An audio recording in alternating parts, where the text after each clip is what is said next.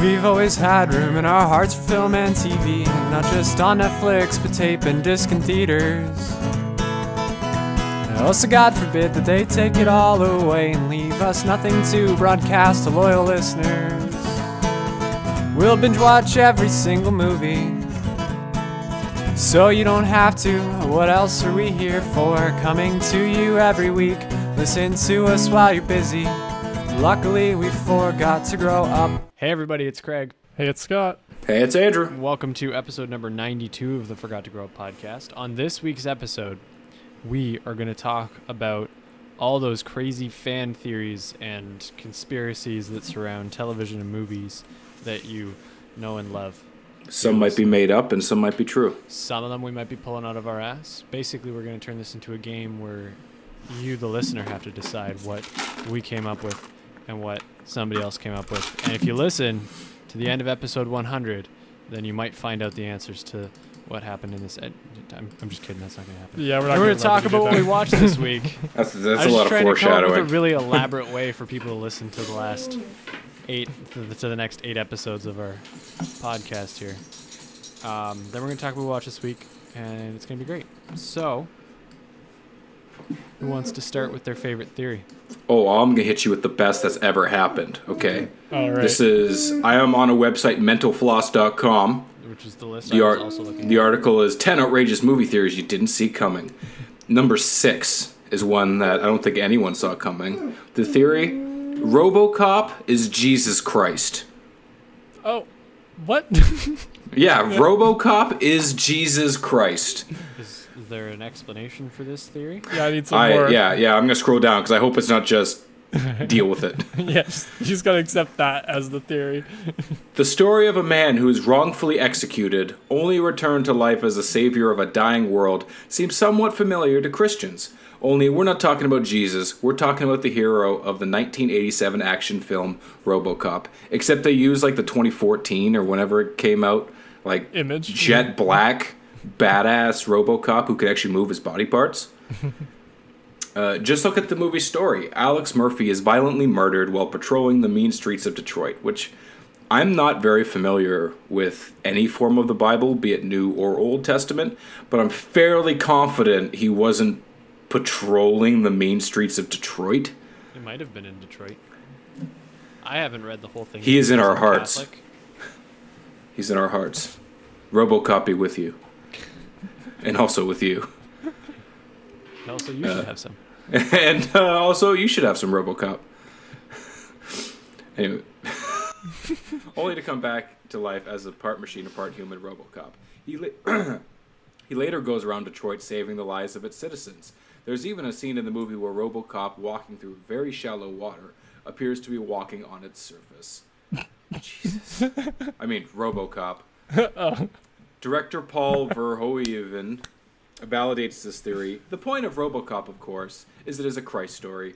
He told MTV in 2010, it is about a guy who gets crucified in the first 15 minutes and then is resurrected in the next 15 minutes. And then is like the super cop of the world, but is also a Jesus figure as he walks over the water at the end. Jesus fucking Christ. Interesting. Well, I could see the parallels. I wouldn't say he is Jesus, but his story is similar to Jesus's. Yeah. Plurals are hard. Yeah, I'm just the S plurals. You know what else is hard? This, to swallow. A little bit. Especially it jumped off the page at me. RoboCop is Jesus Christ. Yeah. Like, that would be a headline I would buy all of the papers Yeah, it's for. very clickbaity. You know that scene in The Incredibles where Bob's in his office and he's got his suit behind him and all the newspaper clippings? Yeah. Better yet, in The Kingsman, where he's got the wall behind him with all the newspaper articles on days where he's done something. Yeah. Yeah, I would buy all of the RoboCop is Jesus Christ newspapers, and I would have that as a decor wall. And someone would come into my living room and be like, what's going on? Or like Kendall and I would be living together, and someone would be like, Kendall, why do you let him do this to your living room? She's like, I didn't get a say. I'm at a Catholic school teacher. He said Jesus Christ, and I had to say, go for it. And that's how you end up kind with. of how it works. That's how you end up with a RoboCop wall. Pretty cool. So that's my number one theory. What's yours, Scott? Well, I don't know if this is my number one. I just got a list up of 15 from NME.com. I don't know That what was that my is. backup. Yeah. So, me? So the first one is Toy Story 3. Toy Story 3 is about the Holocaust. Okay. Okay. Well, you guys have Show your work. Yeah, I'm gonna need some explanation on that one. Okay, so it says Disney actually employed this firm, family favorite, to retell the atrocities of the Holocaust via a talking Mr. Potato Head. His evidence: Andy abandons his toys like the Allies abandoned the Jews. Buzz's sanctuary in the attic is an Anne Frank reference, and then there's the incinerator at the end.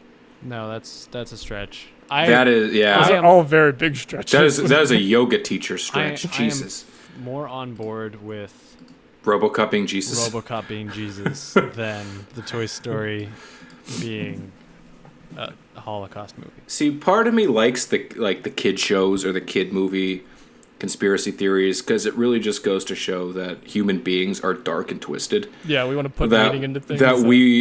Regardless of either side, whether or not Pixar is actually like, hey guys, you know, it'd be super fucking cool if we made a movie about the Holocaust with toys. Or on the other side of that coin, where it's someone like, man, did you know that Pixar was making movies? But get the fuck out of here.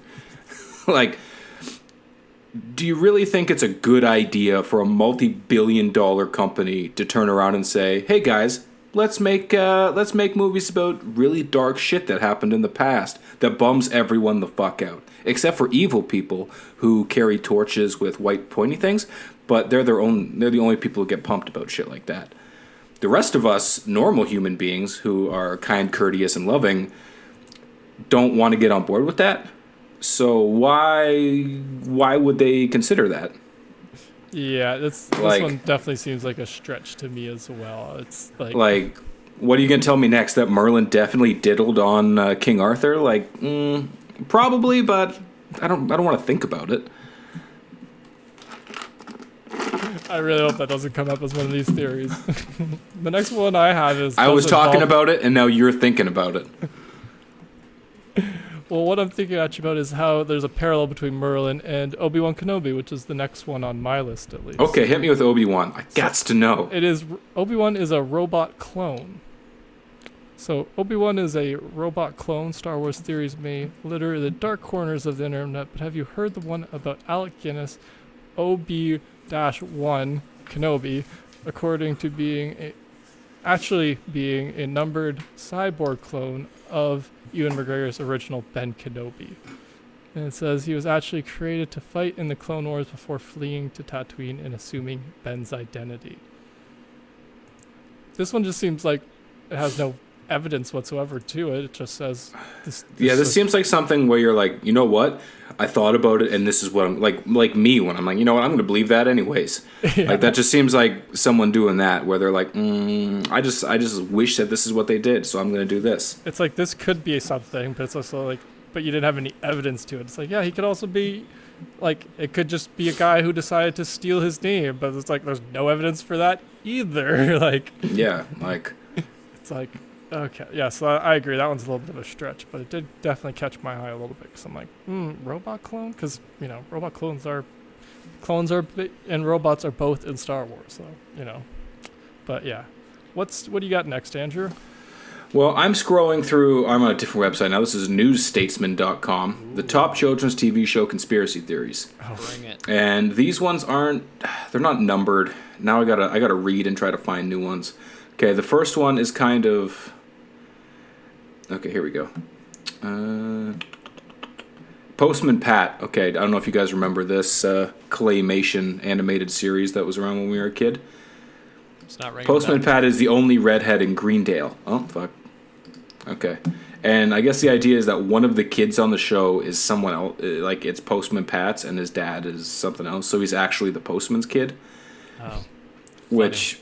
What an original concept. Yeah, I'm gonna bounce this one down. Okay, I'm gonna find something better. The Smurfs are white supremacists. Wow. Oh, All right. damn. Now that's what we're talking about. Shit, like This these is ones Is it have because of the these ones pointy have hats? a lot of like these kind of controversial stuff to them. Yeah, like it's because it's the pointy hats. I'm sure of it. Okay, a horrifying vision of ethnic uniformity. Or maybe blue supremacists would be more accurate. Either way, they're racist. Possibly. It's been pointed out that the Smurfs all wear pointy white hats. Apart from their leader, Papa Smurf, the ultimate patriarch. So apparently this is just trying to tear everything down. If you own a white hat, you're a piece of shit. And if you're the oldest male in a village of little blue tiny things, you're part of the evil patriarchy, apparently.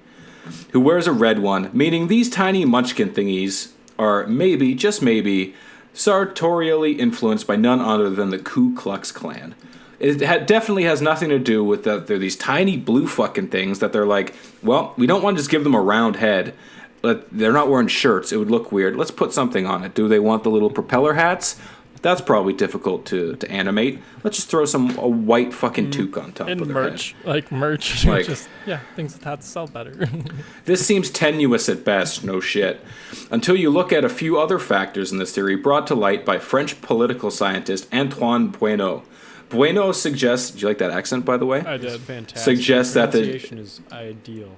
The dictatorial political structure of Smurf Village paired with some actually quite convincing racism. When Smurfs turn black, for example, they become a barbaric and lose the power of speech. Equals Nazism. Well, there's quite a few different things where like you go a certain color and you turn a certain way. Yeah, Black Adam in Shazam. He's the bad guy. Black wore Greymon in Digimon. He's a bad version. Like, black is a dark color. Of course they're going to be a fucking little more evil. I don't know. Like- That one's like one of Like, the there's a parallel between the that one to me color seems being a little dark. bit more like actually. No, That one- I can see that one a little bit more actually. that To one, be honest, that one took a turn towards being plausible towards the end. At the beginning, it's like white pointy hats, whatever, but then the whole when they turn black, they get ostracized and can't talk. Well, that's a bit of a red flag. What's more, the Smurfs' main antagonist, a wizard called Gargamel, is not unlike an anti-Semitic caricature from Nazi propaganda magazine Der Stürmer. I don't know how to pronounce. I assume it's Stürmer. It's the U with the double dot. If you don't pronounce it like, never mind. I'm not gonna be able to come out with the with the reference I'm trying to make. Okay. If you don't pronounce it like James Roday in what's that movie? Beer Fest, Beer where he's Fest, delivering yes. this. Yes. If you don't pronounce it like that, then We're here with the you don't get beers. to say it. That's fair. He's dark-haired, hook-nosed, and obsessed with gold. Oh, and he has a cat called Azrael, which is the Hebrew name for Angel of Death. Okay. Oh my goodness. So And in case you're not already far enough down the Smurfs are racist rabbit hole, just look at Smurfette and her long blonde hair. Aryan much? Well, I mean, that's I would say that's a little bit more like So- that's a little more acceptable, I guess. I mean, not that Nazism is acceptable, but like, if you're trying to prove this. it got better towards the end. We'll just call it that. I'd say more plausible. Yeah. They had some more valid points, yeah. As they continued to discuss, they argued that the right way. And we should also disclose 3 white dudes trying to talk about this. Probably not the best, No, a but we're, POV on it. we're conceding that they have points. True. Shall we God move on damn to something a little bit more carefree? Something Sure. a little less Smurfy. Yeah. Shut the Smurf up. So I've got one that says Ferris Bueller never actually existed. And so this one, Scott, I hate to tell Is you, the but entire it was a thing, movie character. Cameron's you like, got it fever dream. Yeah, in a I've- sense. A I've voice heard in his this head. one. Yeah, it says it. So it says this theory has been lighting up the weird and wonderful world of Reddit for some time.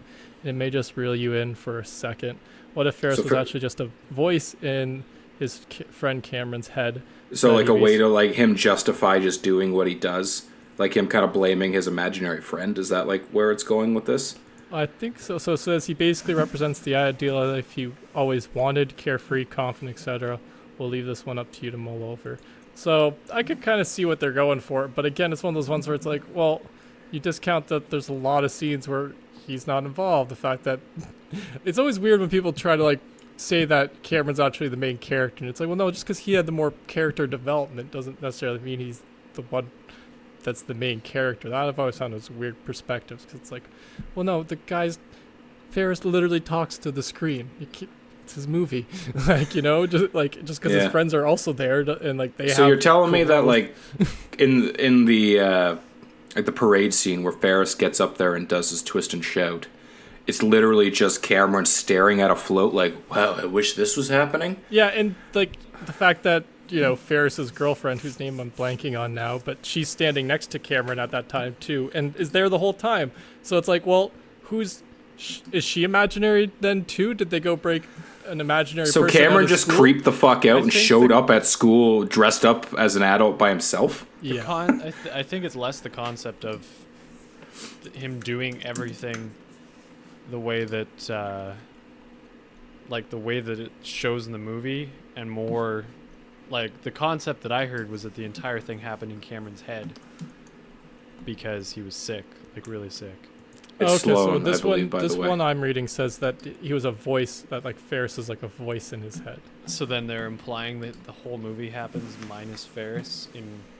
It just seems like a lot of it would be things that he would just imagine rather than him actually going and doing all these things by himself, but thinking he's got Ferris with him the entire time. Yeah, this one seems just like a very big stretch to me. Well, that's a fair question to start. I actually don't know if that's an actual common name or not from the 70s, 80s, 80s, 80s. Well, it probably was after. I feel like so many things are stretches, and I feel like there's just people who want certain things just to be. So like they say it, and then someone who's like-minded says it, and then some person who kind of overhears it on a bus is like, oh my god, I heard this. Did you guys know that on How I Met Your Mother that Barney is actually in love with Ted? And the reason he never like fully settles down was because he wants to be with Ted. And then he marries Robin so that Ted doesn't get to be with Robin. So that way Ted stays alone a little while longer so Barney can plot out to get with Ted in the end. Man, are you reading that off the page? Or? No, I just pulled that shit out of my ass. It seems like it could be legit. Maybe that needs to be the next conspiracy theory. Well... Or did you guys hear that Gus on Psych, he's actually the sadistic murderer who's killing most of Santa Barbara, and then he frames people? Like, you know the episode where the guy's like schizophrenic or bipolar or whatever, and he's got the multiple personalities? Like, he actually hypnotizes that guy into thinking that he's that way because Gus is actually a magician. That's why he calls him magic hands. So he actually hypnotizes people into thinking they're murdering people, but it's Gus doing it. You started on a really good track, and then you went off. Yeah, the beginning, man. I can believe that's very Dexter-like. I had to back myself up. Was perfect, and your Psych theory was awful. Well, the How I Met Your Mother one could... You got to do a couple of shitty ones to back up the good ones, okay? Well, see, the thing about the How I Met Your Mother one, though, is I kind of agree, though, in a sense that it's like, well, what type of love are we speaking of? Because they were bro. Is it bromosexual? Probably. It's, like, he wanted a bromance. That's he like Barney's from character day repeatedly one. He says pitched that. Yeah, that he just from wants his best one. bro. Yeah, like he needs his wingman, and like he very much outwardly says exactly what he wants. So trying to like dig deeper is a little bit like, well, come on, guys. But no, like I feel like some people just want shit to be where it's at, and then it becomes somehow just like every other like fake thing, like when you have, I forget what the term is for it, but where like you're like, oh yeah, no, this guy died back in like '87, and it turns out he's just like at home sitting there eating a pint of ice cream because he didn't die, and we all just thought he died. Or like, oh yeah, did you know that they can't do this because of this, and it turns out it's bullshit. We all just thought it was. Like that sort of thing. Yeah. Anyways, whose turn was it to tell one? Was it me? I think it was you. No, it was mine now because you just did Ferris. I did Ferris, yeah, and then you went off on And then I came up with my two. Do you want to do another one? You could go ahead and bring up another one. Well, here's one that I've heard many times. I'm going to skip over it, okay? It's SpongeBob SquarePants' post-nuclear mutant. That one seems like it could be possible. Who the fuck knows? Like, it's about living things under the water. That talks. Who cares either way? Like, it's a cartoon. Whenever you try to justify the world of, like, a cartoon or, like, things that don't exist in our, like, normal Earth, but they just have ties, and that's, like, you're like, well, no, like, humans are the ones writing these fictional stories. They're allowed to have pop culture things and not have to have a real explanation other than they wrote it that way. Okay, here's another Nazi one. Tom and Jerry is Nazi propaganda. I think I've heard this one. I think I've heard this one, too, and I think it stood up a little bit, but it's also, like, it's very broad strokes with some of these ones. Yeah. Either we're so obsessed with Nazism that we look for it and find it in literally everything, or the antics of a classic cat and mouse duo really do contain coded messages about the futility of the Allies' war with the Third Reich. This is going to be rough. If we're going for the latter, let's start with the character's name, Tom. Tommies were British soldiers, and Jerry's were German ones. Now remember, Tom is the bad guy. In every episode he tries to kill Jerry by any means possible, but is foiled every single time, getting blown up by sticks of dynamite and flattened by falling anvils along the way. Tom and Jerry first aired in 1940, the same year the Battle of Britain, so if the reference to slang for Brits and Germans was unintentional, it was more than a little bit unfortunate, and according to some albeit sketchy-looking corners of the internet, this was no accident at all, but a message in that Jerry constantly outwits Tom about superior German intelligence. Huh. I don't know. I don't know if I buy that one. There's a seems Tom like and lot of Jerry stretch. movie where they're like legitimately best buds, and I'm not 100% sure because I'm no historian, but I don't think there was a time in the world where Germany and America were best buds. So that one Maybe seems like At one a time, stretch. the idea was that Tom and Jerry was like was supposed to be commentary on it, but not anymore. I guess is my point. Like they're not continuing on with that theme.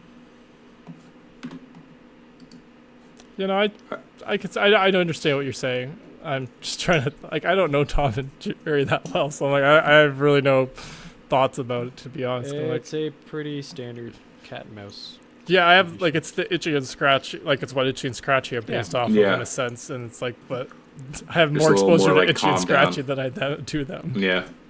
Yeah, it's like Itchy and Scratchy with less violence, if you can believe it. Yeah. But it's got, like, the Looney Tune type violence, like the same with Sylvester and Tweety. It's like that same kind of idea. Similar violence, like your Coyote Roadrunner kind of idea. Yeah.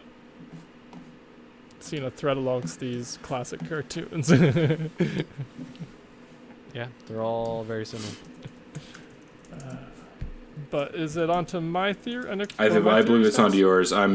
These kid ones, man. These kid ones. Yeah, I don't know why you brought those ones up. Those ones get, like, weird, because it's like, no, it's a kid's movie. You came up with a weird concept to sell it to kids. Like, that's what it most of the time is. It's like, yeah, SpongeBob is a weird concept, but it's also cool because you can also have very unique merch. Like, where else are you getting like, what? There's no other similar thing to where you're like, oh, I accidentally bought a freaking, you know, something that looks like SpongeBob. Nothing looks like SpongeBob. Well, there was that article, the College Humor article that I read a couple weeks ago when we were doing the podcast about how the Brave Little Toaster is actually a horror film. Yeah. Yeah, that's what sparked this, the idea for this one. Yeah. Right, I forgot. Yeah. It's been so long. But yeah, That's my favorite conspiracy. No, I enjoyed that one as well. The Brave Little Toaster is incredible. How dare you? It's still a little bit of a horror. It has horror themes. It's really dark. I It read has it. horror themes, like, I read the article. but like kids' movies are dark. Like, Yes, they are. like Toy Story has some elements of that in a couple parts, and it's just to freak you out a little bit.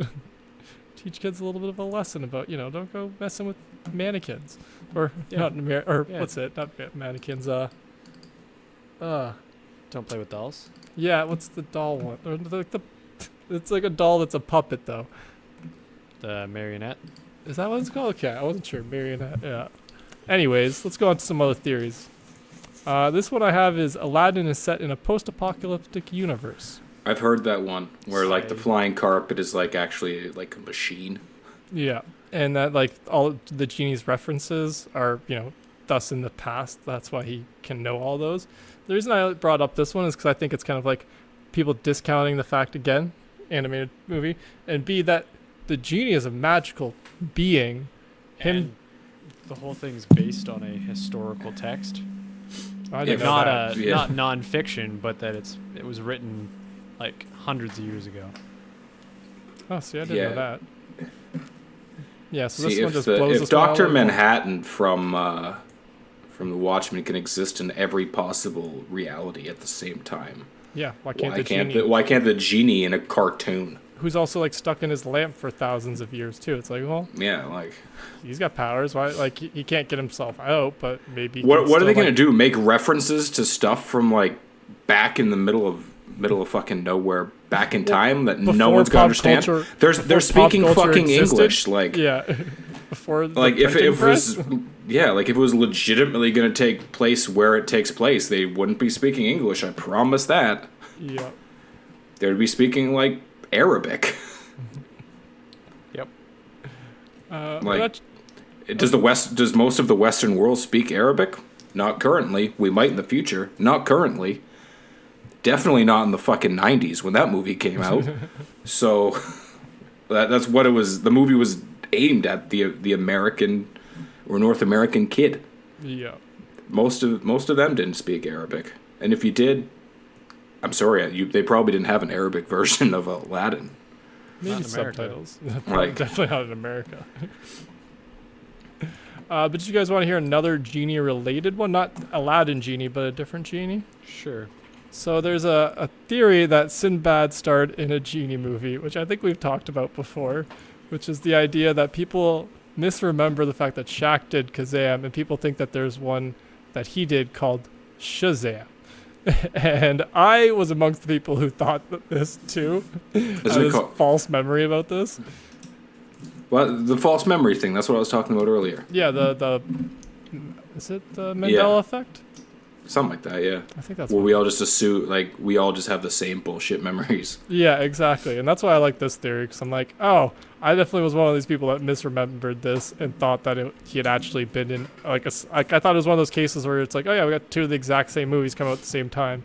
Like, like Volcano and whatever that other Volcano movie was that came out the same year. Stuff like that.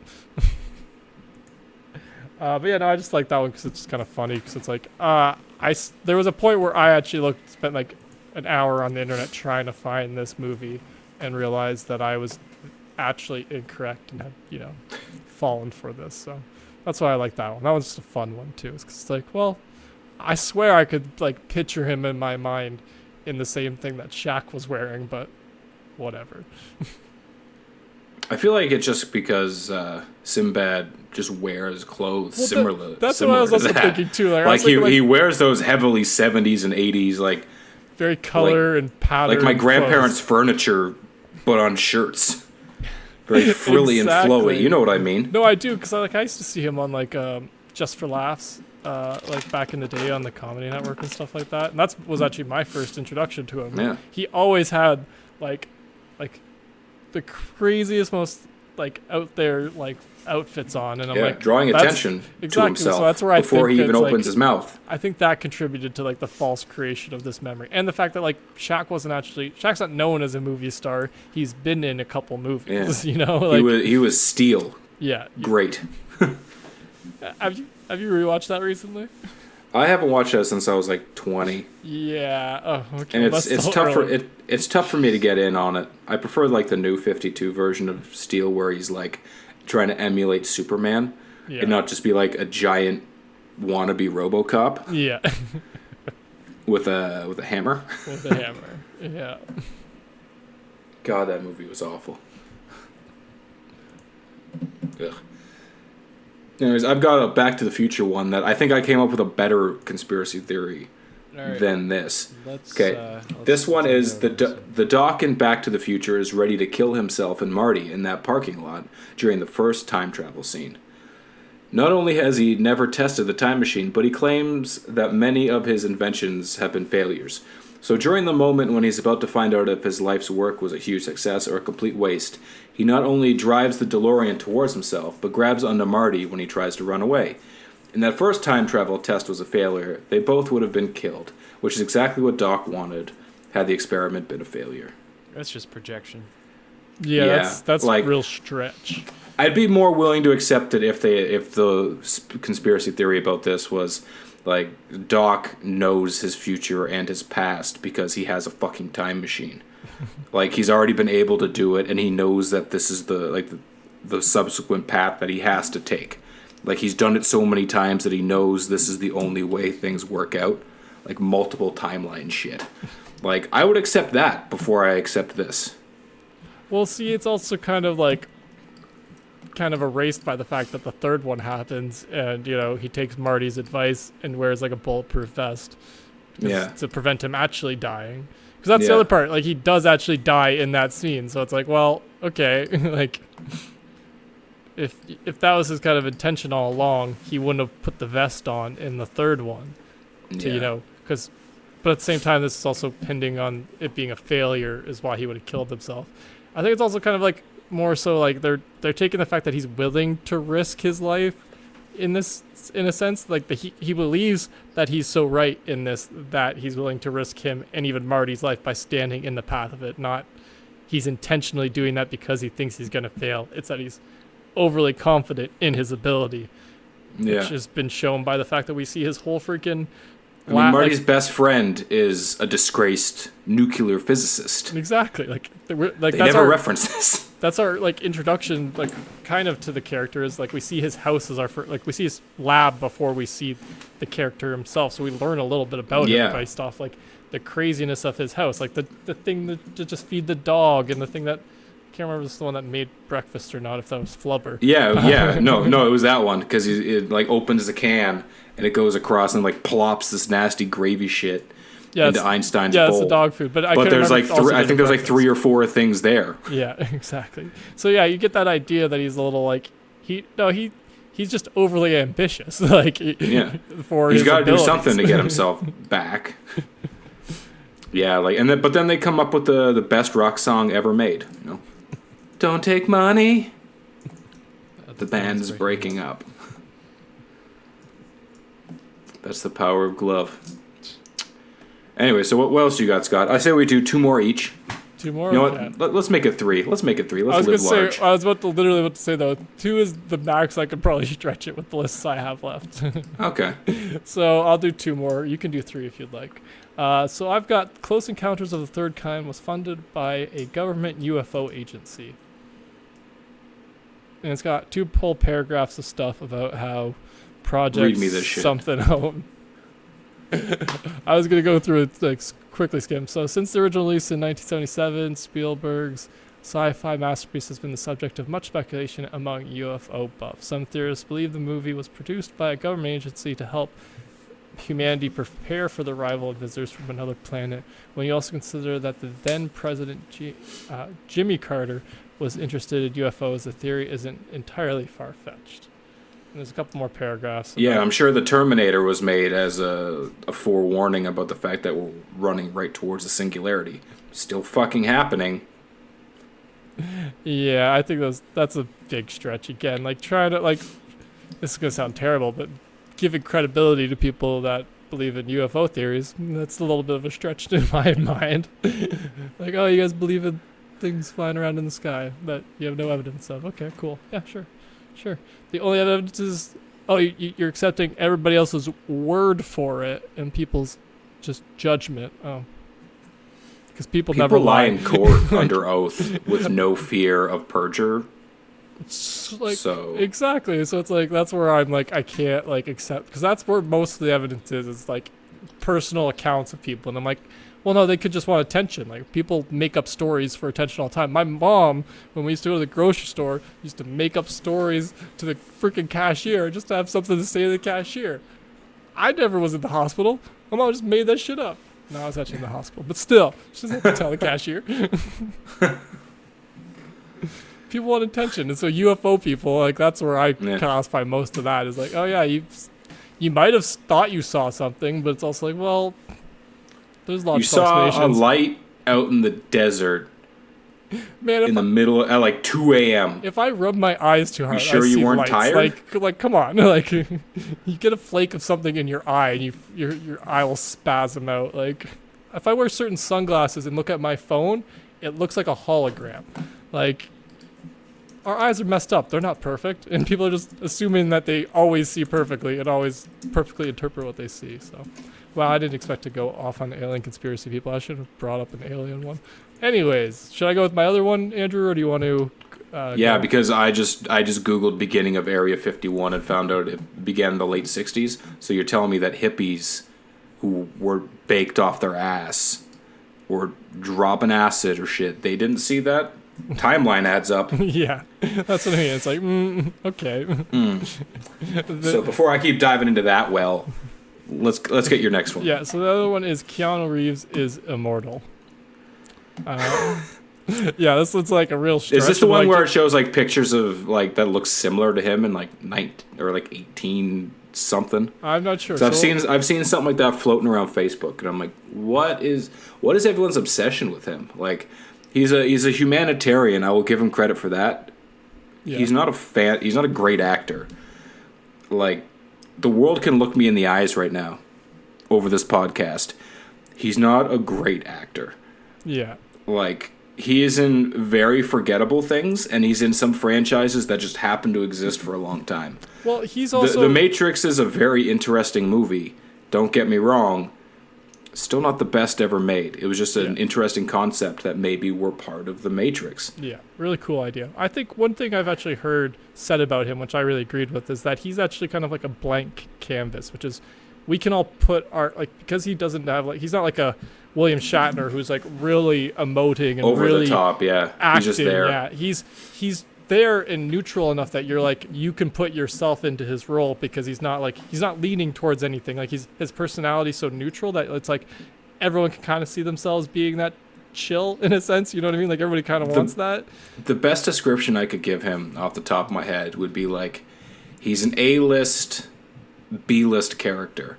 Like, he's for like stars of mediocre movies, he is the best guy to pick for that.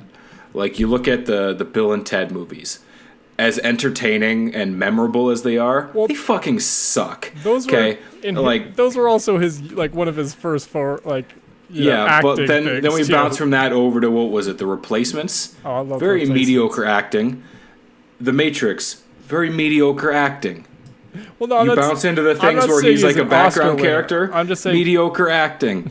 And then you come over into John Wick and you're like, the stories are incredible.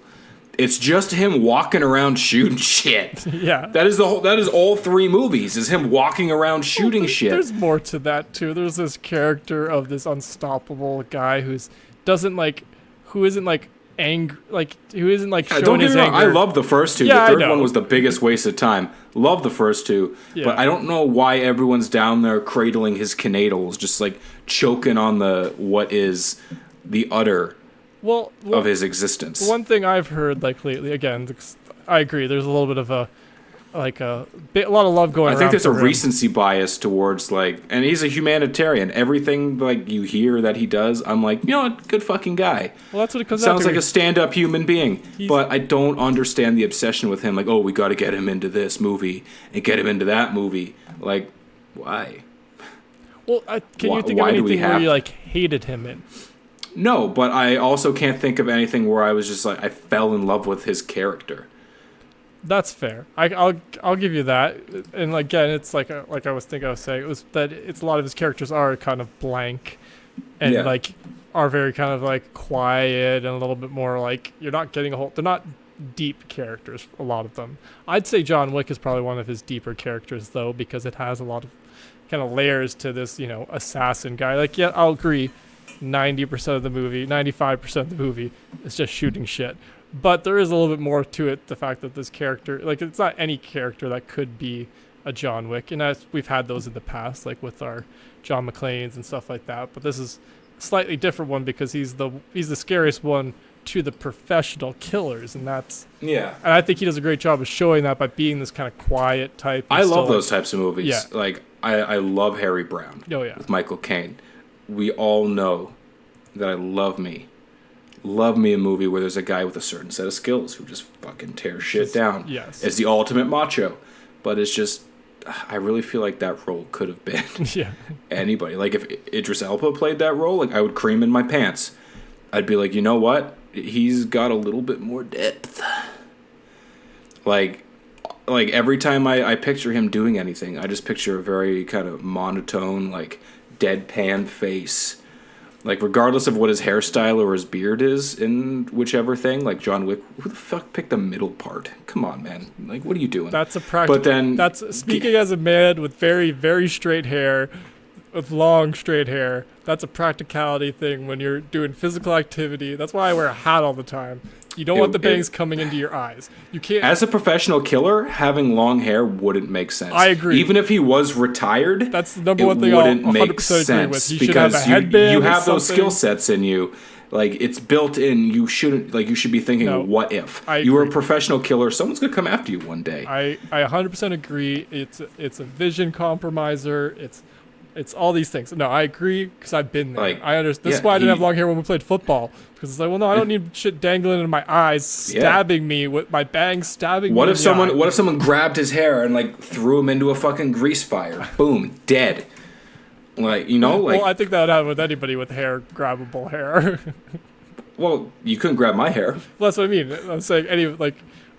Oh, you mean because he's an assassin, right? Yes. Because he's an assassin. No, he's out there like, and the whole third movie and half of the second one is him on the lam. Like, what if one person came after him and got a hold of his hair? It could have fucked up everything. Well, no, I agree with the fact that he should have cut his hair or had more of a something to it, like in a ponytail, like a little more control than tucked behind the ears. But I was just defending. I feel like this became more about John Wick than my point. That was.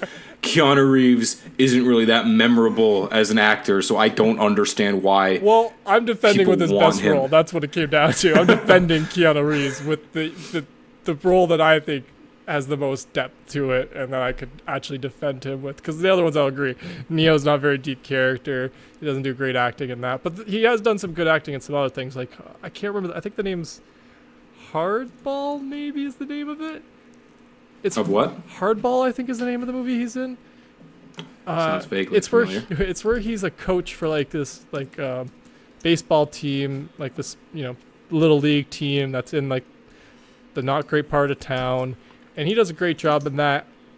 A kid dies in it. Nameless young man who is scalping tickets, gambling, and drinking agrees to coach a little league team from the Cabrini Green Housing Project in Chicago as a condition of getting a loan from a friend. That is it, yes. So it's basically Bad News Bears. Well, I guess I've seen Bad News Bears, but... You haven't seen Bad News Bears? No. What are you doing with your life? Jesus. Not watching Bad News Bears. Clearly. Jump off a bridge, brother. God damn.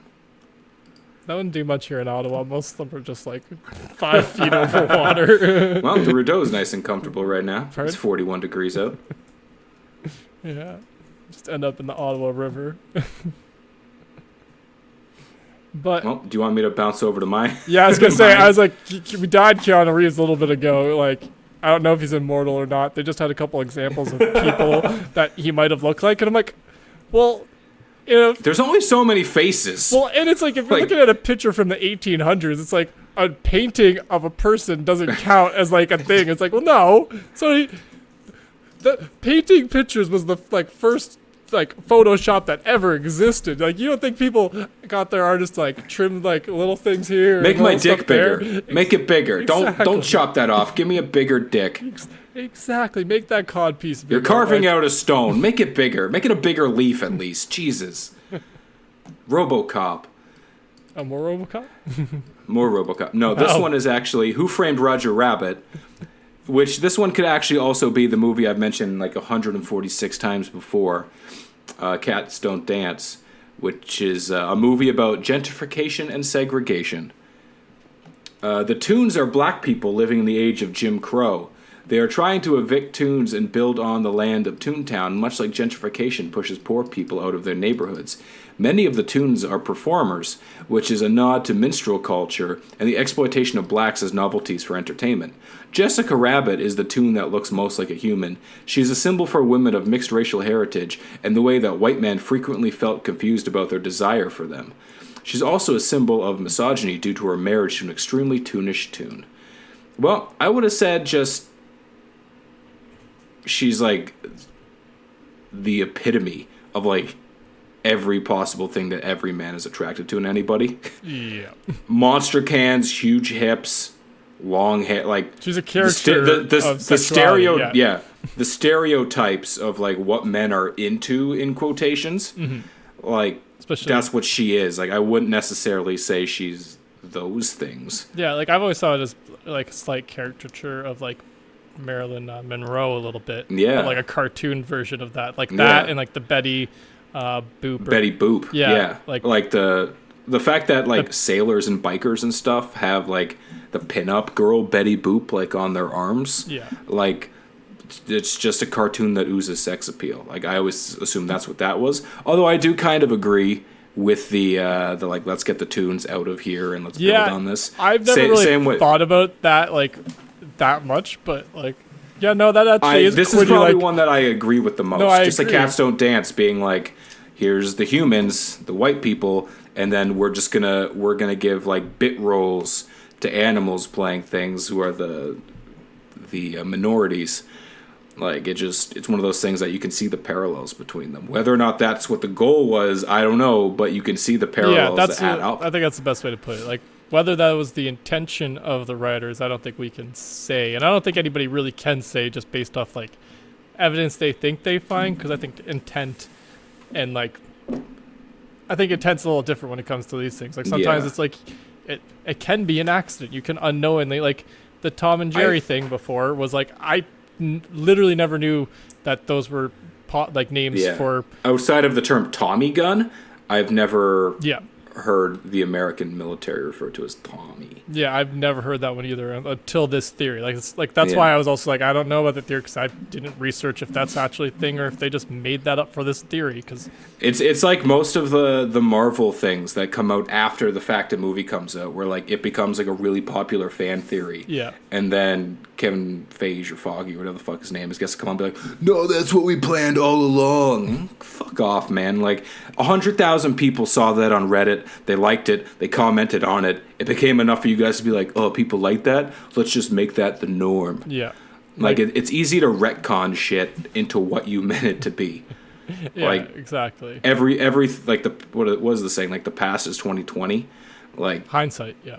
Hindsight, yeah. Like we can see that. Yeah, exactly. Like so, looking like, back on something, it's easier to be like, oh yeah, that connects to this. But when you're trying to write something or create something, you're not always thinking like, oh, what is this exactly? Like, what is this paralleling to potentially? Like, you're trying to like focus a little more, like especially when you're like especially when you have like these things made by big corporations. Sometimes they can have like they could be broken up a little bit, so you don't always have the same person working like checking over the visual effects as you have checking over just the scripts and stuff and actors roles and stuff. So it's like there's just so much to these things that's like a little bit like just yeah it's bad. So another one I have here is Charlie Brown is dying of cancer. That's a pretty common one, I think. I've never heard this one. No? Looking at his appearance, I can back that up, I guess. Although, I mean, he's a cartoon with squiggly hair. You never really. That's where I'm like, you're stretching it because it's like the style. It's a style of animation that they're going for. It's like, well, is it that he doesn't have a hair? Because you also maybe should be concerned about the fact that his head is didn't have ginormous. hair when I was a kid. Yeah, like I buzzed my head for years. Exactly. Like, but here it is. My personal explanation for why Charlie Brown in Peanuts is bald is he's dying of cancer and dreaming up everything. In the strip, nothing ever works out for him, and his life is a disaster, but he's simply channeling his sadness into his dreams. See, I feel like I was never a massive Charlie Brown fan. It was like, I watched them, not religiously. Like, it was just something that existed for me. Mm-hmm. Like, I always kind of felt like it was more of a sign of like, hey, times are going to be tough, but you're gonna wake up tomorrow. You know, there's positives that can come from this. Yeah, like they're super depressing little Christmas tree. Yeah. Life is what you make of it. Yeah, it's Like- kind of like when you get knocked down, you got to get back up. Like that's always I get knocked down. That's what I've always I'll get thought. up again. Like the Charlie Brown, you know, the going for the kick in the thing, and she pulls it out from it. It's like, yeah, life's Yeah. gonna do that to you sometimes. Sometimes Get back up. Sometimes people are gonna screw you over and like break your trust, but you got to get back up, dust yourself off, and go for it again because you can't just not kick the ball. You got to go for that field goal. I don't know if he's going for a Get field knocked goal. down 8 times, get back up 9, and kick Lucy in the nose.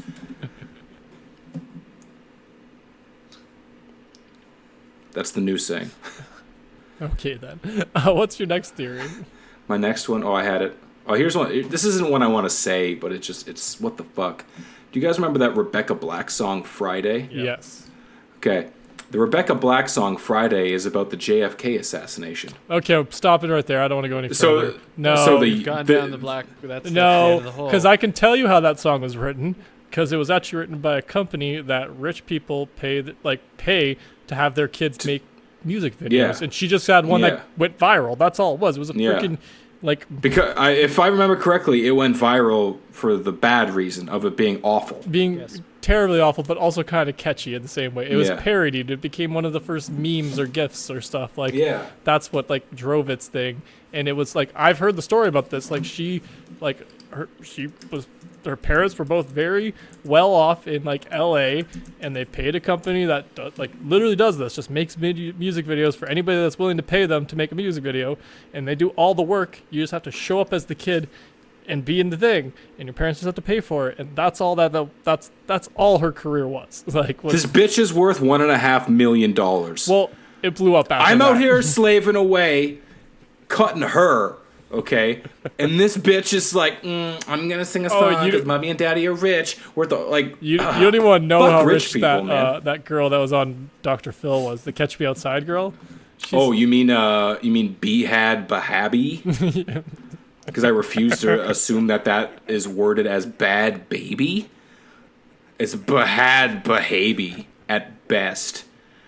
Yeah, no, that's what I'm talking about. Can we just get whose together success- as a society, Yeah. as the Western world, and stop making dumb motherfuckers famous? Like, you know what? Let's stop making them even popular. Let's stop doing this to dumb motherfuckers. Let's get off YouTube. Let us go out into the real world. Let's talk to some human beings. Let's see some live shows out there. And if you're going to watch something with content, like my boy Scott Carter, who reviews stuff. Don't watch dumb fucking shit. And let's just delete Snapchat right off the hop. Let's just delete it. Let's stop following celebrities who walk around with their phone around all day like, oh my god, guys, I'm about to eat a smoothie that contains kale and watermelon. Like, who gives a shit? Okay, if you're following a celebrity on Snapchat and that is your goal in life, is to become this fucking sheep that just follows famous people around, slit your wrist, turn on the tap, die. Because you are not adding much to society. Fucking, we need to stop doing this. Like, it just... This clearly hit a switch for me. Yeah, I'm angry now. Yeah. We need to stop just making dumb people fucking famous for dumb shit. Yeah, I can admit a certain amount of jealousy for like when dumb people get famous and slightly successful, because I'm like, I work hard sometimes. And chick that was on freaking Dr. Phil and can't like enunciate properly. Like it's just like, okay. Bahad Bahabi? I can admit that I'm slightly jealous, but it's also just annoying because it's like, well, I'm sorry. I grew up, thinking that hard work is what pays off, and not being literally a laughing stock in a sense. Like, it paid off for her. You get famous and you become rich because of bad parenting? Yeah, like, is that what we're aspiring to as a society now? Is to like, we get like, do we want to live that? Oh, fuck, what's that TV show? Shameless. Like, is that what we're aiming for now in society? That is to live that Frank Gallagher lifestyle where you just fuck off and hope your kids turn into something? I don't understand how people like that show. I tried to watch the pilot for that show, and I was You just know like, what it is? It's because it's full of sex. It's because people are like, oh, they're boning down. This guy looks like a super average dude with giant fucking mouth and nose disease, and he's just boning down. And then what's her face? The main one, like, she's pretty hot. She's an attainably hot human being. Let's just watch her. Like, what have we become? That movie, that show. I mean, I could not watch it because I'm like, why? I binged it. It is awful. I binged it. It sucks. I just couldn't do it because I'm like, first of all, I had a little like flashbacks to my own childhood of being like, oh yeah, I remember having to fucking work. Like, like it's not a happy-go-lucky I remember thing. having to go talk to this person about this. Go ahead and talk to somebody about why our rent isn't coming in this month. It's like, oh yeah, but and it's like, and the dad's an alcoholic too, so it's like, wait, now we're all celebrating alcoholic dads in this. Like, this whole show is about an alcoholic dad who neglects his family. The like legitimate comedy? point of it is a family who figures out how to fuck the system. That's like that's it. Yeah. Like, if ever there was a show to back up maybe reevaluating the system, which I don't agree with, this would be it. Like, we need to stop celebrating fuck-ups, is my point. Exactly, I agree. Like, there's nothing good about fucking that shit up. Yeah. That's not stuff to aspire to. No. I'm going to calm myself, and I'm going to read my final legitimate conspiracy theory, and then we're going to bounce over to what we watched this week. Yeah, we'll let Craig talk. And I'm going to be calm, and I'm going to be one with this universe. Okay. J.K. Rowling is actually Rita Skeeter, who, I started reading this and I'm mad again, who was exiled from the magic world for reporting lies.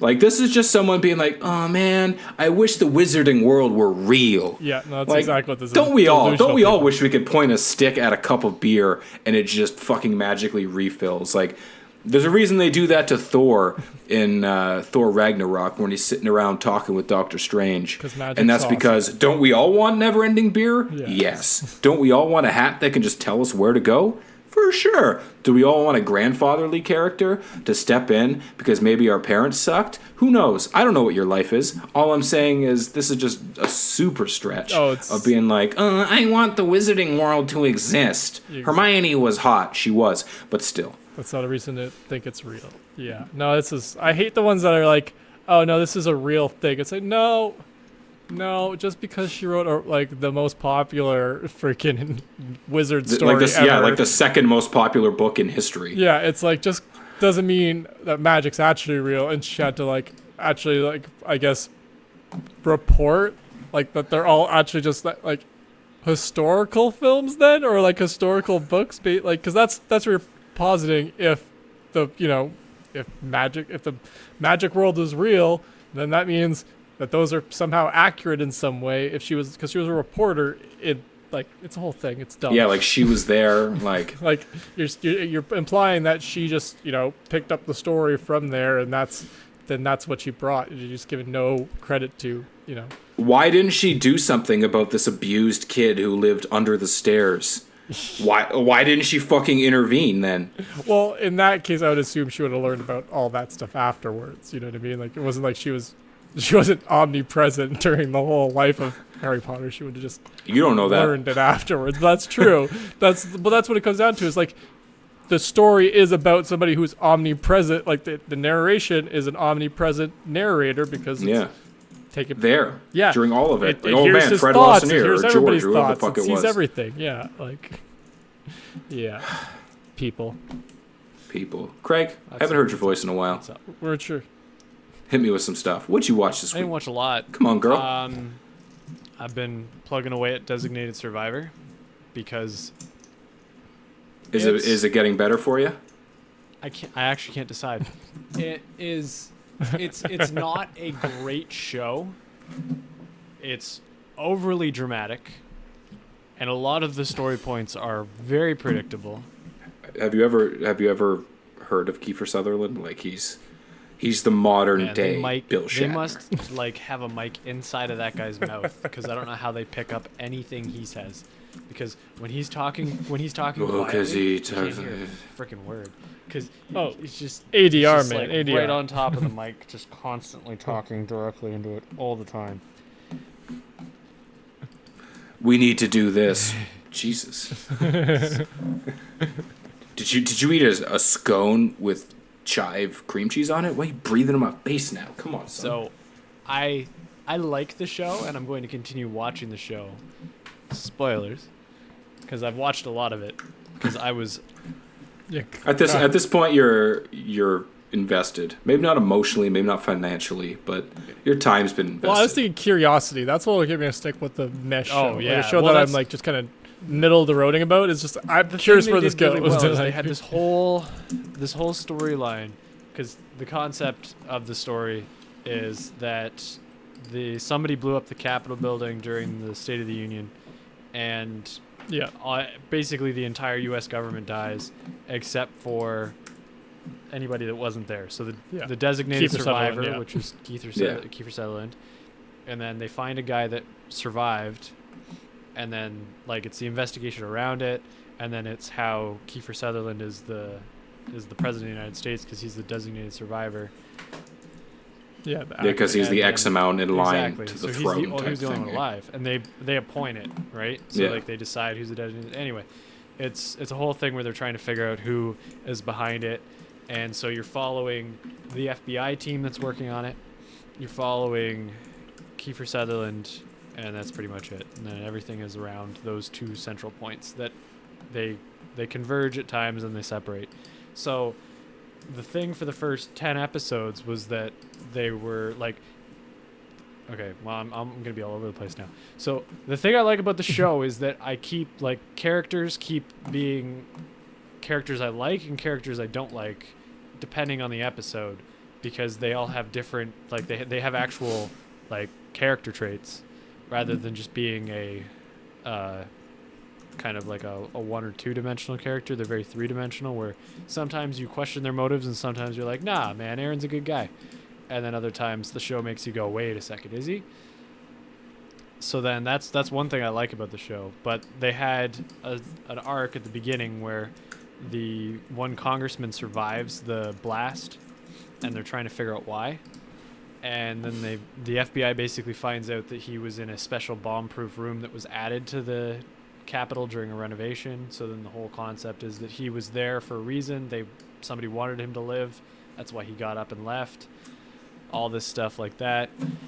And then they're finally getting to the culminating point where you already know that he was part of the plot and all this stuff, and you're like, what the hell are they going to do because they're going to catch him. They've gone to arrest him. What are they going to do with the story now? Is it going to be a good place where I've gotten to the point where I'm happy with the story, and now if you try to do anything else on top of that, I'm going to hate you? And then, like, it's all leading up to him being caught, and then they're at the scene where it should happen, and his wife shoots and kills him and then kills herself. And I was just like, okay, well, I don't know what's going to happen anymore, because those are all the people we knew that were attached to the conspiracy. So now what? So what's a coming? Yeah, I can see how that would catch you in, just to be curious. But like, oh, how does that Exactly. turn out? Yeah. And it's just enough political drama to drown out the personal drama, so I can ignore all the It feels like the personal drama takes like a back seat to the political drama. Oh, that's so nice. it's like it happens in the scope of the political drama, but it doesn't, like, it's not like overwhelming. There's a lot of there are hints at romantic interests, but then they're just like, yeah, whatever, we got a country to run, which I like.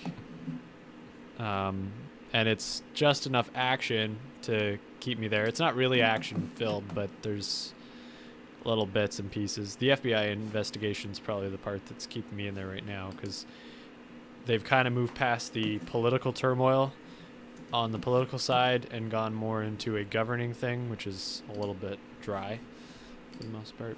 Oh yeah, that was kind of like House of Cards. Once he won the election, Yeah, like once he was exactly. president, Well, it's like, Well, Yeah, now I just well, don't care. Yeah. Yeah, like I That's like the point. build So up. yeah, Yeah. so like It's like Damages, like seeing Patty Hughes trying to like bury her shit. Once everybody Exactly. knows about her fuck so ups, they've you're already kind of gone past the first 100 days. Come on, and Glenn now Close. It's like, well, I don't really need to watch you pick the Supreme Court. Like, this is Yeah. show me more of the FBI team out in the middle of nowhere. They're Yeah. at the very least show me more of the fuck Yeah. ups along Well, the way.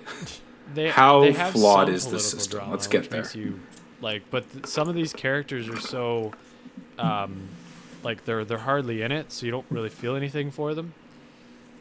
That they Okay. throw in to add to the political drama. So it's not like there's a couple that come in and you're like, man, I just can't stand that guy, or anything about him. But then there are other characters that cause part of the conflict, but they just like come in and then leave. So it's not the same.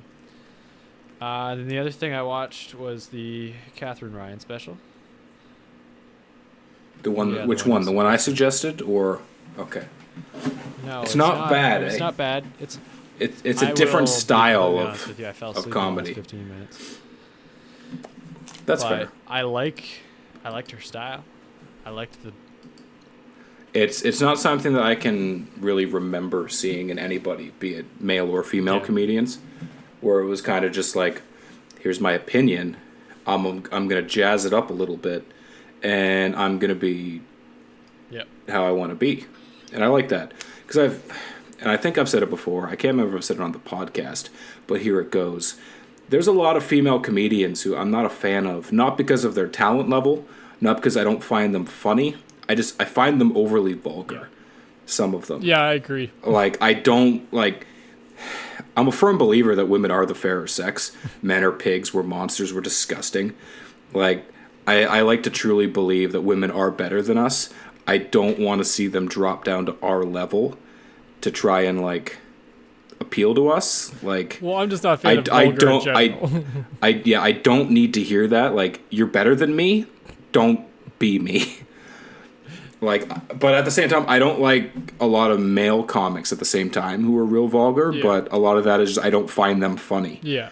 Whereas, like, with women, like, they'll say stuff that I find funny. I'm just like, why did you have to say those words, though? Yeah, Christina P's a little like that. It's like Tom Segura's wife. I find her I a little really like that liked sometimes. her in Mother Inferior. She kind of cleaned up her shit there. But then in some of her other stuff, I'm kind of like, I don't need to hear the word cock. I definitely don't need to hear the C word.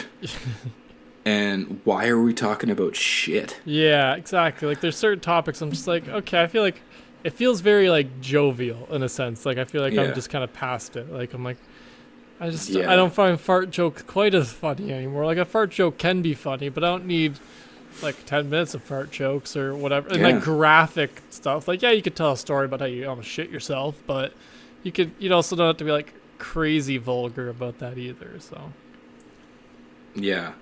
But with Catherine Ryan, she was very like, here's my joke. I'm going to swear a little bit. I'm going to talk about getting fucked, and I'm going to say it that way. But I'm also not going to be disgusting. And I really appreciated that. I was like, good for you. And you're Canadian. I like that. always a bonus. That's all I watched this week. Yeah. Damn. Damn. That's- two things. I thought I was gonna have a short list. Why did we even invite you this week, Craig? I quite honestly that's it. I crushed like 10 episodes of Designated Survivor this week. That's fair. That's a lot. I thought you were gonna say like today, and I was like, I haven't had Jesus. time to watch anything today. Sprained Nothing ankles, busy. man. I've God got damn. stuff to do. It's nice. I accept weather, that. Last week when I wasn't here, I had not watched a single fucking Yeah. Oh thing. damn. Not one thing over the course of a week. So it's probably good that I wasn't here. I would not have contributed at all. Fair enough. What did you watch Fair this week? What did you watch this week? Well, my list is jinx for both of you. My list is quite long this week. I've got 1, 2, 3, 4, 5, 6, 7, 8, 9, 10, 11. Damn. I got about 10 and a half things. But I can kind of cruise over most of these. Okay. Start with the Okay, cruisers. so last time I was here, okay, I had started watching Mr. Iglesias. Yes. The Trash. the Gabriel Iglesias show, I finished it because I was like, I started it. It's gonna stay in my Yeah, I've done that continue too. watching list. I gotta watch. finish it. I hate that they don't have an option to just remove it from your continue to watch. Yeah. Because I'm like, I don't want to watch that anymore, but I also don't want to see it there anymore. I would much rather they go from like the continue watching and watch again and just make it one thing like, hey, you watched this the other day. Finish it? You've watched Question mark? this. Yeah. Question mark. Yeah. Seriously, bro? But this one, I finished it. It got better and it got worse. It felt like it treaded water. It touched base on a lot of topics, which were quite interesting. Most of them political, but not like presidential political. Okay. Like not like, oh, fucking Trump. It wasn't that for 10 episodes. It was more like hot button issues in society from the aspect of children. Yeah. Like high school students, which I did kind of find interesting because like demographically speaking, people from the age of like 16 to us are the most involved in politics right now. And I like that they're like, well, the young kids, they have opinions on stuff. Oh, you're a high school who wants to give kids clear see-through backpacks so you can see everything they carry around and just assume that they're doing bad shit so you can bust them.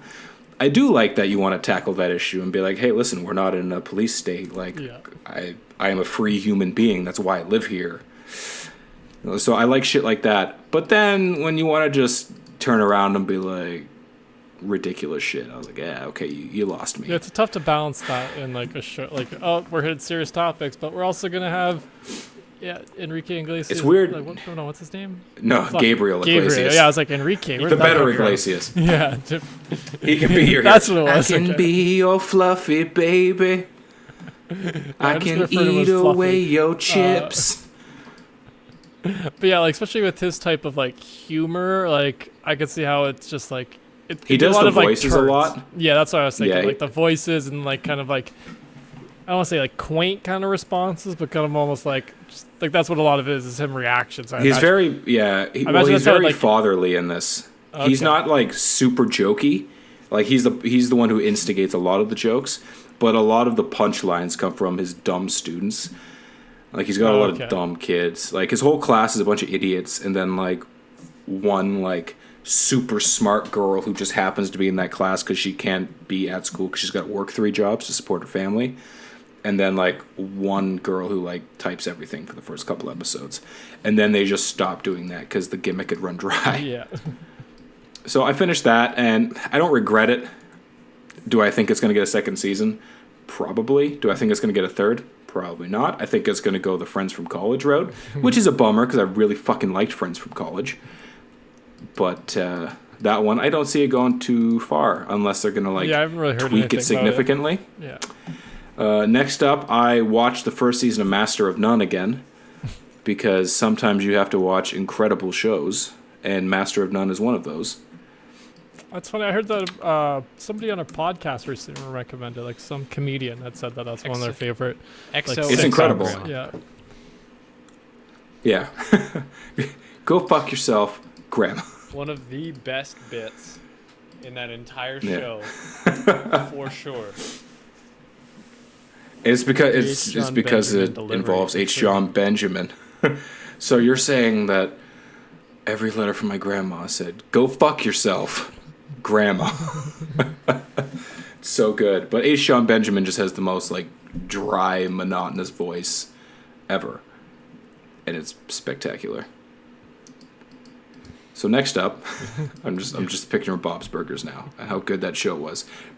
Bring it back, or give us Hulu. Do something. But next up, I finished Beast Wars because I started that shit baked a couple weeks ago and had to finish it, and it still stands up. I got real emotional when Dinobot died. Oh, shit. Don't know why. I felt like I lost somebody in my life where I was like, you were a dickhead, but you were an honorable dickhead. God damn it. Yeah. No. Been there.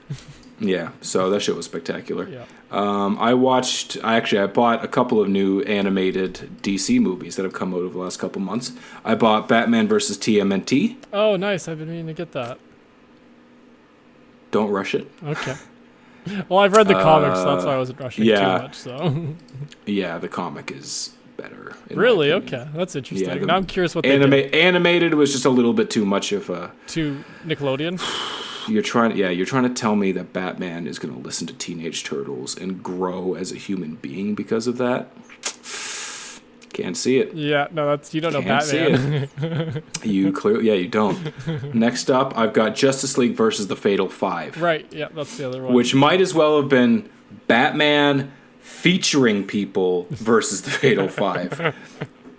But I really liked that it was like the old Justice League TV show style of animation. Okay. Like yeah. Justice League Unlimited. It felt like it was a Justice League Unlimited movie Yeah. about that. It was pretty fucking sweet. Cool. Who are the final? Like, think I saw the trailer for that, but I can't remember. I can't remember their names. They're like just- none of their but- names really. Okay. Like there's a lot of weird names They're- attached to like what they are. There's the giant brain in like a giant body who's just like strong and shoots like a purple laser beam out of Okay. his brain. Yeah. There's the Emerald Empress. I remember that one. She's the one with like the big flying green eye. She wears all green. Yeah. She's in love with this dude who's from like a nuclear planet where he has to wear like a spacesuit type thing. Okay. Or because he can't breathe normal air because he's evolved and mutated to only be able to breathe like toxic shit. All right. Where he can like melt stuff by touching it and like throw like nuclear balls at people. Okay. There is the Persuader, I believe his name was. He's this like. He kind of looks like, at least from like pictures when you Google him, he looks like the Hun. Like, I think it's Attila from Mulan, Okay. Yeah. which had a trailer drop this week. Yeah. Yeah. The new one. The new Plug live and action. play, yeah. He looked like the animated version of that from like the Mulan animated movie from our childhood. Yeah. Kind of looks like that with an axe that he throws. And like he can control the axe, and the axe itself is actually like paper thin, like it's like a nanometer thick, so he can cut through everything. He cut through space and time. He can cut through like the creations from the rings from the Green Lanterns. Oh damn. And who'd I miss? And then there's, I forget his name, but he's a guy who's like half robot, half human, and he's like split down the middle. Oh. Half of him is a robot, half of him is a human, and his robot side makes his human side better and like smarter and everything. And you're like, oh man, you guys are fatal. Yeah. And there's 5 of you. And and they come from the future, and they were like the main nemesis of the Legion of Superheroes. Oh, okay. That makes sense. So, yeah. like, after the Justice League, when it was fucking awesome, and then you're just like, here's a bunch of guys who have, like, one power, and they can all fly because of this ring. Oh, God, the Legionnaires suck. They do get a little generic. Like a little too Super generic. corny. Super corny. Like, I have a power. I'm a superhero. Like, I can cut hair. Call me Barber Man. Like, fuck off. But, so I watched that. It was pretty good. They gave you, I forget her name. I think it was, like, Jessica something. But I'm going to Google it now. But they give you like the female Green Lantern, and they reference a lot of the other ones. Oh, cool. But they don't like Yeah. show you their characters. Like they've all gone somewhere, or they're on another mission, which is cool that they're finally like, here is. It didn't load as fast as I thought it would. Jessica Cruz. There we go. Cruz. That's a very Green Lantern she's, name. Yeah, she's the one with like the eye patch thing that she wears. But she starts off not wearing it, and then something happens to her, and she gets it. They call her Limelight because, as I interpreted from this, like she's like the most legendary Green Lantern in their time. Like she's the one who changes everything Oh. in the future. So they call her Limelight because like that's Yeah. who she is. And you're like, oh damn, okay, cool. And This is pretty fucking sweet. it's kind of a fun pun a little bit too. Yeah, it was pretty good. It wasn't like the best movie I've ever seen. Yeah. It wasn't my favorite DC thing, but it was a nice little twist because DC kills it with their animated Yeah, I was just gonna shit. say, just another good DC animated. Yeah, they fucking nail it. So next up, I watched Godzilla. Not the new one, because that shit got taken out of theaters already, and I missed it.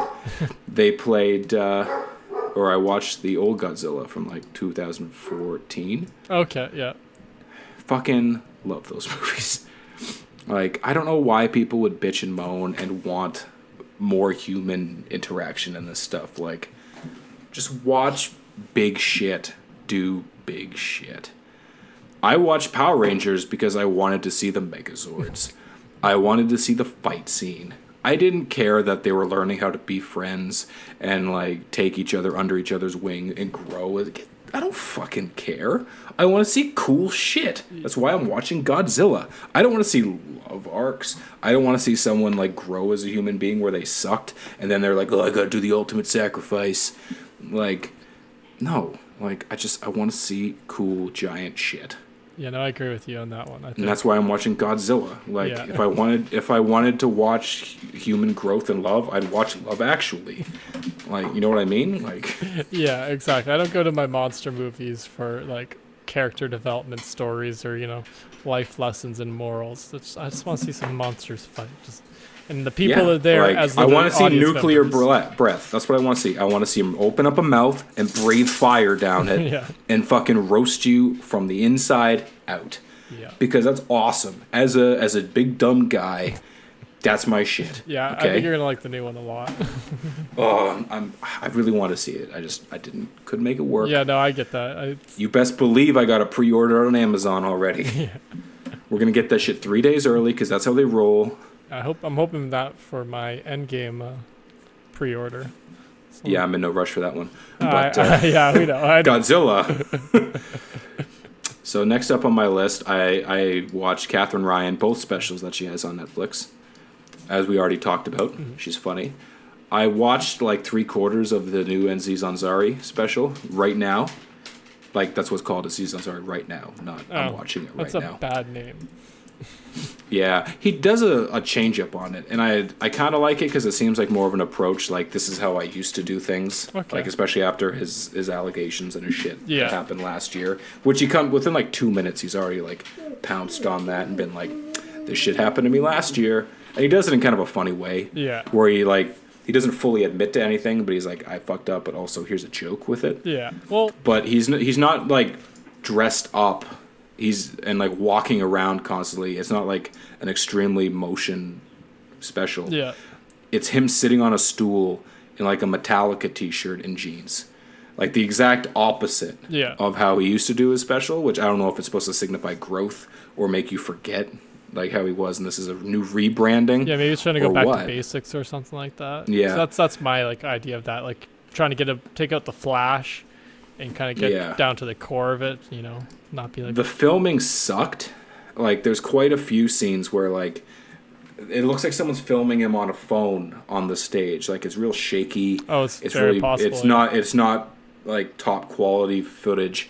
And like you see behind him, it almost looks like he's recording it in the middle of like an airplane hangar, because you see like a door behind him, like with a bunch of people hanging around near the door.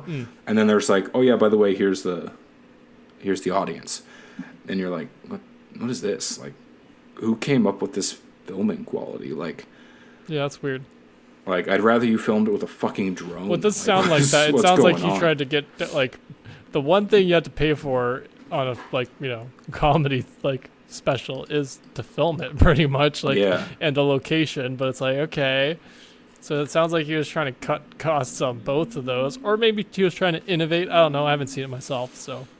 But like most comedy specials I can think of, they mention where they are, which I'm sure is like in an agreement. Like, yeah, we'll cut you a deal or we'll let you do it here, as long as you like reference where you are yeah, for us advertising I purposes. definitely think so. This one I don't remember hearing anything, and I only watched like a half to 3/4 of it, so like I'm not done because Yeah. I went to bed.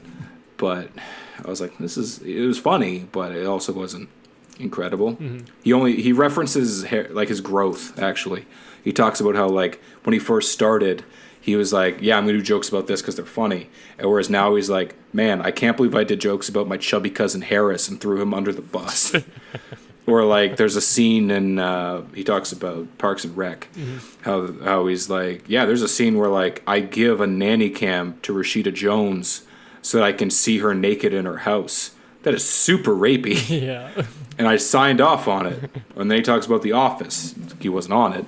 But he's like, yeah, nowadays, I think if they went and filmed The Office, it would be 4 seasons of Jim and Pam. And you'd find out that, like, the first episode when they show up is because there's a class action lawsuit going against Jim because he's being a perv. And that's how it ends. Jim goes to jail. And I was like, that's actually a really good representation Yeah, a of little what bit, it is. yeah. It's one guy just creeping hard on someone who's, like, with somebody and then gets engaged. That's a pretty accurate statement when you're not looking at it from the love angle. Yeah. Oh. Which is like everything's open to interpretation. That's life. Like if you're not thinking like, oh, I hope they get together, it's fucking creepy. Yeah, a little bit.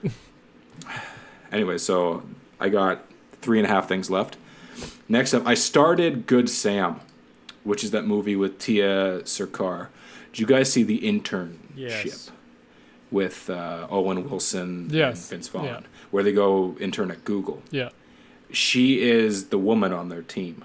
Oh, okay. Beautiful, mocha-skinned angel. Yeah. She played Good Eleanor in The Good Place. Okay. Oh, right. Yeah, Yeah. her. Yeah. I forgot. Yeah. It's the movie is a Good Samaritan movie where there's a guy who's like leaving money at people and needs like front step, like $100,000. And I don't know who it is because I watched about 15 minutes of it and was like, this movie fucking sucks. Like, Kendall and I were laying in bed watching it. She was already going to sleep, and I was like, this is fucking awful. So I put on Catherine Ryan instead, a special I'd already seen, because it seemed better than watching it. And I was disappointed because I really like her. Mm-hmm. I expected more from the movie itself, and I didn't get it. It did not land. That happens. Maybe I need to give it a second shot, but sometimes first impressions are accurate. Yeah, it didn't work for me. So next up, I've got Interstellar, which is an amazing movie. However, Christopher Nolan, why do you feel the need when you make movies, and this is directed at you, Chris, why do you feel the need when you make movies to make it impossible to hear a fucking thing that anyone says, but then when someone farts 3 towns over, you can hear the explosion coming out of someone's anus? Yeah. Why are all the background noises so loud, and yet I can't hear Matthew McConaughey tell his daughter he loves her? Yeah. Why can't I hear the Joker saying anything to Batman about what's going to happen, but I can hear that guy over there get a pencil in his face? Like, I hear everything except the words I need to hear in all of his movies. Yeah, I think it has something to do with him, like, he's very famous for, like, wanting people to see his stuff in the theater itself, so I feel like it maybe has something to do with him. Well, I've changed the audio settings. I had a guy who, like, he's an audio technician, one of my customers, go through my Blu-ray and my TV the last time I played a Christopher Nolan movie and set it up perfectly, and it didn't change a thing. No. Like, I swear to RoboCop, you can't, like, his stuff is just impossible to make home quality unless you have a full surround sound system, I guess, which I don't have. I'm not that financially invested in the audio of movies. I don't care that visual much about audio. And even then, I prefer stories. I really don't care about 4K. It doesn't do anything for me. I need a good story. Yeah. I need to hear what people are saying. I used to watch hours of VHSs, so sitting here pretending that I need 4K is just fucking...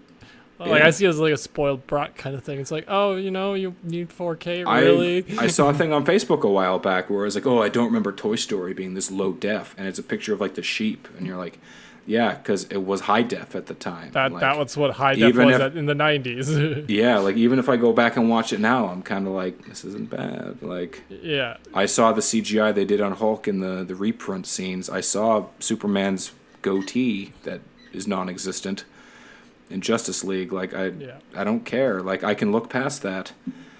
So the story's great. The soundtrack is amazing. Hans Zimmer just fucking kills it. It's just the fact that here's a bunch of audio and you're not going to hear a goddamn word. No, I've been struggling with that like lately too. Like certain things. Or Painting Gains, the same thing. You can hear when they're working out. You hear that clink of the metal in the background. Yeah. But when they're talking face to face, you can't hear a fucking thing. Yeah. And his isn't the only ones that suffer for this. I'm trying to look at my list and think what it was. There was something I watched this week that had that same problem. Oh, Stranger Things.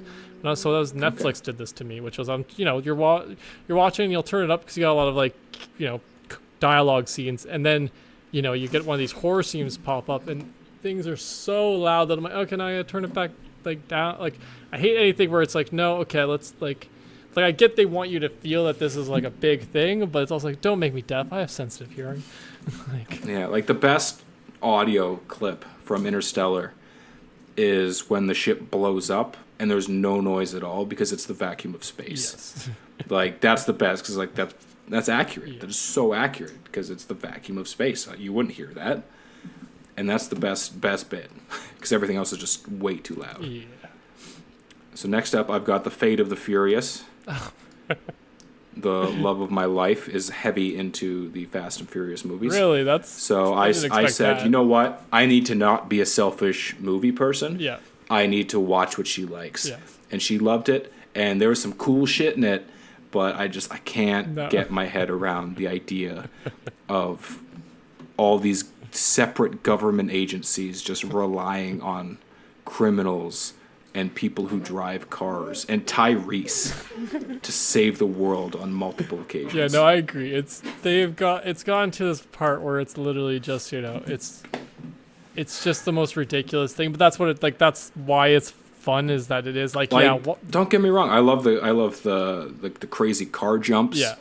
I like the explosions, like all the macho manly stuff is pretty cool. Like, I'd like to see a crossover between Fast and Furious and Transformers. That would be fucking sick. Yeah. But the rest, like, Charlize Theron, like, recruits, what's his name? Dominic Toretto. Yeah. To, like, be her top agent and doing all this stuff. This guy has no military training. He just drives cars. Yeah. And yet this guy, he knows how to fight. He knows how to do this. He knows how to do that. He can just walk into a place and solve the day. He breaks a dude's neck by holding him on the hood of a car and punching down. Yeah. Like, this dude is a legitimate murderer. No, they're all it's legit and criminals. we're supposed to look the other way on this. Like, it's like, oh no, it's cool. Like, it's Dominic Toretto. Like, I can't. Like, No, this I guy agree. literally punched a guy in the chin and broke his neck. And I'm just supposed to be like, okay, like, they killed somebody, so you killed them back, so it's fair. And, like, that's not how the world works, dude. Like, you don't have a license to kill. You're not James Bond. Yeah, and then you get into just how much property damage they do. It's just like, oh, come on. That's just... How many cars they go through. They're not a secret Like- agent in any way. Like, No. Like, oh my God. Like Mr. Nobody. Like, I can't. yeah, I can't no, I agree. get on They are board. ridiculous. But I think the main reason, besides, like, the obvious, stuff you mentioned. Moneymaker? But why they're so big, like, is because people can connect to the fact that these are just dudes that somehow got into this because they street raced. Like, that is where this word The originated first from. couple ones I accepted. Like, it was like they were just racing car movies. Well, the first It two was when made they sense. start. Yeah, it's when they start, like, shoehorning in this secret agent bullshit. Yeah, exactly. And then how they're like, okay, well, they're technically the bad guys, they're criminals, and this guy's after them, but then they beat him, but then he needs them down the road. Mm-hmm. Or how in, like, the sixth one, it's them versus Luke Evans, who's Owen Shaw, and then, like, they beat him and put him in hospital, cool. And then 7, it's Deckard Shaw, Jason Statham, he's trying to kill them, and he literally kills one of their friends, like, blows him up in the street. Yep, and then 8 they're But then they're trying to take him down, and Dom fucks him up, and he goes to jail. And then he's got an issue with The Rock. But then in this one, they got to work together, and him and The Rock have, like, a camaraderie thing going. How, like, he gets shot and, like, pretends to die, and The Rock, like, feels remorse for him. And then they're, like, buddies on the team who get, like, invited to get, like, what? Yeah, it's... Like, I don't know about you guys, but I'm a little bit of a grudge holder. Like, you spurn me, I'm going to be a little pissed off about it for a while. I'm not just going to be like, it's cool, you killed our friend. Yeah, well, I think the best thing to think about when it comes to Fast and Furious is logical thinking doesn't apply. Yeah. Like, I don't know. No, I agree. All your points are 100% accurate, and It's just like... it's still popular like, because you're people can see themselves. It's like the as modern day version of, like, 90s action movies. Oh, where it's you're just, the new they Die make Hard. no sense. Yeah. It's a new Die Where you're Hard, just yeah. like, the world doesn't work that way. Yeah. Like, there's a scene in this one where, like, Charlize Theron's, like, group hack into every vehicle, like, Yeah, and drive in a them out of parking the- garage yeah. in a street, and they're like, oh yeah, no, they're electrical because they've got, the rear view cameras and all that stuff. And they go, and I'm like, what about the parking brakes?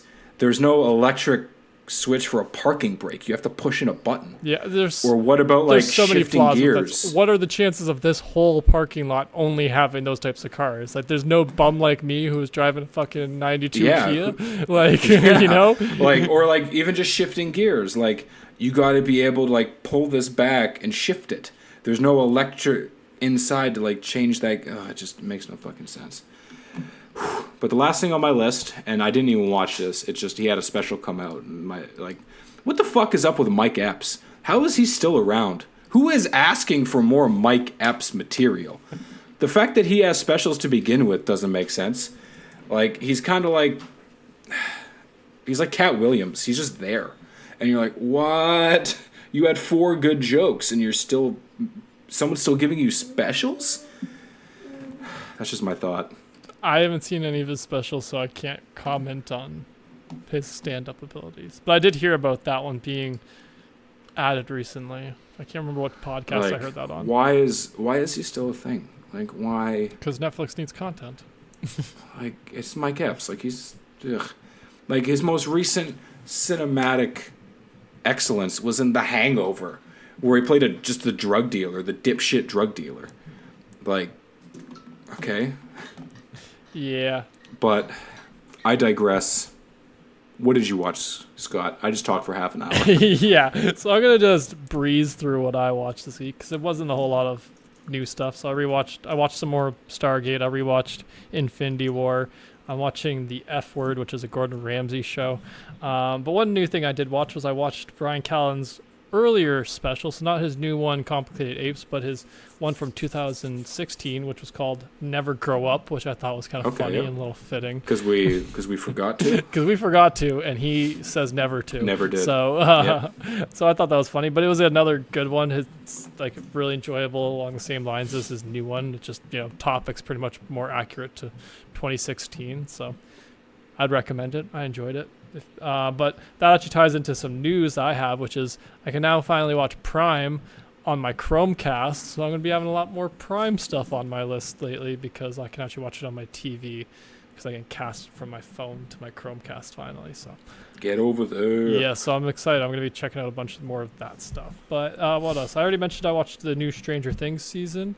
It was all right. I liked it. I liked this one because they had a lot more action. They bring in the Russians as bad guys, because it's the 80s, and that's the only bad guys that existed in the 80s for Americans, and they go to the mall. So I thought they did great. I thought it was enjoyable. They're definitely going to be doing another season, and if they don't, I'll be a little bit more disappointed with the show if they don't. And then the last thing I watched was Legion Season 3. I've watched the latest episode. We're 3 seasons into the newest season. David's trying to travel back in time to change his past. We see Xavier in this one. Or Xavier, I should say. This one is neither in a wheelchair nor is he bald, but he is British. So I guess that counts. And he does have a kind of cool little Cerebro-looking thing, but it's a little different. Do you think it's like a twist? Like it's like he doesn't remember or it's like he's manifesting it or something? I would say it's even more like a ground level of it in a sense. Like he's not as he doesn't have the whole school yet. It looks like he's just starting to recruit people at this point. Like we don't get a whole lot. Like we're seeing it as like a flashback, so we're only seeing the perspective of him and his wife kind of interacting, but we're only seeing it from the wife's perspective. So we're seeing him coming and going a little bit, and we see how he ends up going to visit Farouk, but we don't see his him leaving. Right, we stay with the wife during that point. So it was weird. I was confused at first whether it was him or not, and then eventually she says Charles, and I'm like, okay, yeah, it's Charles. It's Charles Xavier. It's his dad. But yeah, it was an interesting episode, and I'm liking this season so far because it's kind of involving. It is involving time travel, but it's also I like the method that they use, which is this character named Switch. She can go down a hall. She can open a doorway into this hallway. This hallway in time and space. And that's how she can travel. And there's little increments, but the further she goes, the more dangerous it becomes because there's some kind of thing protecting it in a sense. So there's that's pretty cool. Yeah. So there's certain rules to it. So, but I'm enjoying it so far. It's still wacky Legion, so I'm liking that and excited to check out some more episodes. But yes, that is all I watched this week. Man, this was a long episode this week. Yeah, that's why. Sorry, that's why I spent. You sat here for an hour and a half. This was Craig listening to Andrew and Scott speak for an hour and a half. It's all right. Yeah, you'll have to pick up the topic. Baseball will be back next week. We can talk about that. All right. Cool. All right. Yeah. Okay. Thanks for listening, guys. Thanks for listening. Bye. Au revoir.